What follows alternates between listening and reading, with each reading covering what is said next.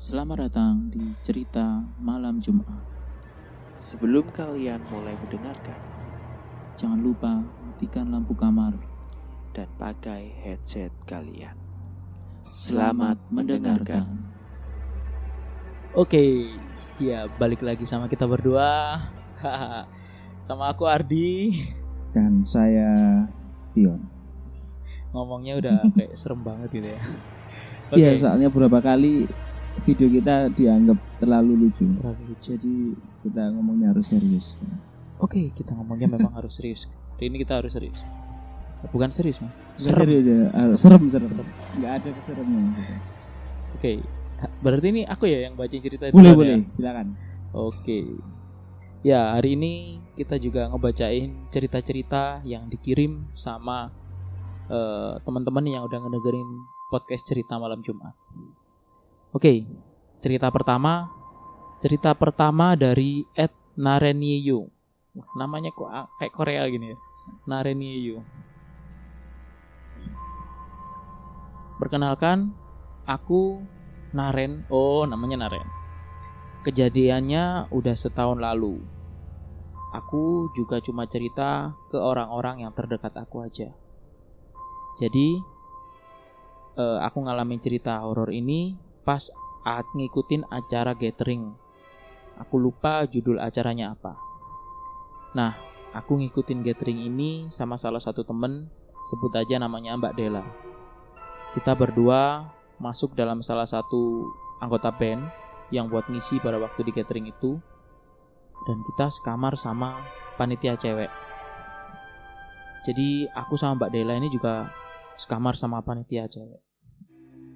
Pas malam, panitia cewek yang lain itu sudah pada tidur, kecuali aku sama Mbak Dela. Kita masih ngobrol-ngobrol di luar sambil makan nasi goreng. Habis makan, aku balik duluan ke kamar.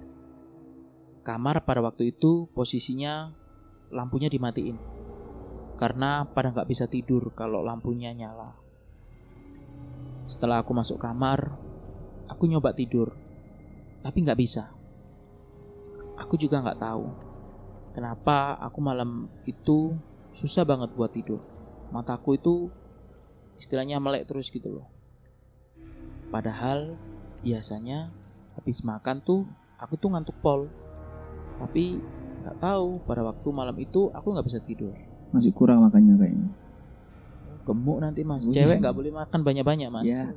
Oke. Akhirnya aku mainan HP sampai mulai ngantuk. Tapi pas mulai ngantuk, perasaanku tuh kayak gak enak gitu loh. Terus gak lama Mbak Dela masuk. Aku lega, soalnya kan apa ya istilahnya udah full tim lah di kamar. Jadi aku tambah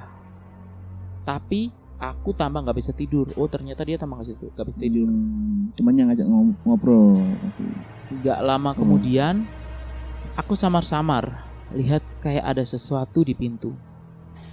Mataku kan minus, jadi aku gak seberapa ngeh gitu itu apa. Aku perhatiin terus di pintu, tapi aku juga gak tahu itu apa. Dan gak tahu kenapa ya, aku itu pengennya natap pintu itu terus, ngeliatin pintu itu terus. Jadi kasurnya Mbak Dela itu posisinya pas lurusnya pintu itu. Jadi dia gak diajak ngobrol boy. Oh. Jadi udah masuk udah ngobrol. ke tempat tidurnya masing-masing. Tak pikir diajak ngobrol gitu. Enggak, ini ternyata. Cewek kan biasanya ngosip. Ternyata ini Mbak. Aku kayak ngerasa ada yang merhatiin Mbak Dela. Terus lama-lama itu pintu warnanya itu sebagian berubah dong. Pintunya kalau nggak salah pada awalnya itu berwarna coklat. Terus lama-lama berubah jadi putih dan secara terus-menerus membentuk badan kayak badan orang. Dan itu lebih ke arah badan cewek. Oh, penunggu mungkin ya. Bisa jadi. Aku langsung jelek.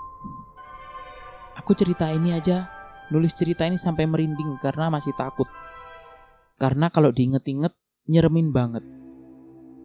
Aku memang minus, Tapi aku nggak buta warna. Jadi aku masih ingat pintu itu berubah warna. Dan sempet ada sekelebat hitam-hitam gitu. Nggak tahu itu apa. Aku langsung merem. Kerukupan jaket. Aku nyanyi lagu-lagu rohani. Udah, segitu aja ceritaku yang panjang. Panjang nih katanya. Maafkan kalau jelimet. Itu pertama kalinya dalam sejarah aku ngeliat langsung begituan. Wow. Enggak lah, enggak panjang lah.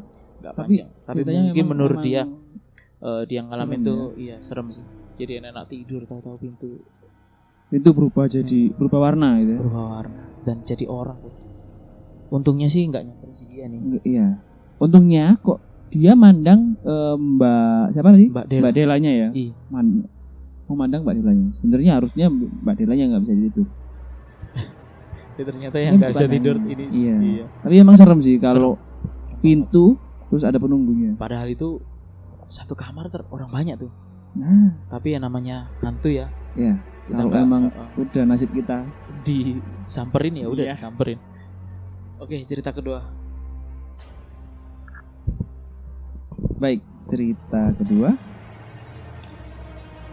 Hai, perkenalkan namaku Bintang. Oh, gak mau disebutin namanya. Ya, benar. Aku mau cerita tentang kejadian mistis yang aku alami beberapa tahun lalu. Jadi waktu itu, aku tuh tinggal di rumah nenekku sambil merawat nenekku yang sudah tua dan sedikit pikun. Rumahku sebenarnya nggak jauh dari rumah nenekku. Mungkin kira-kira hanya berjarak 10 rumah dari rumah nenekku.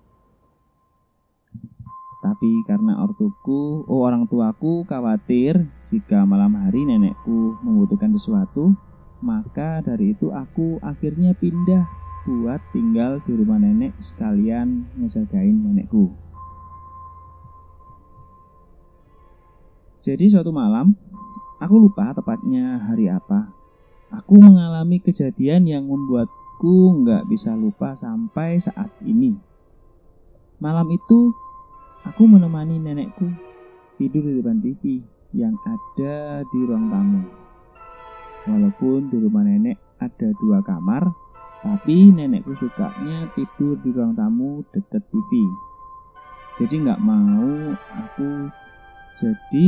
mau nggak mau aku juga sering ikutan tidur di situ.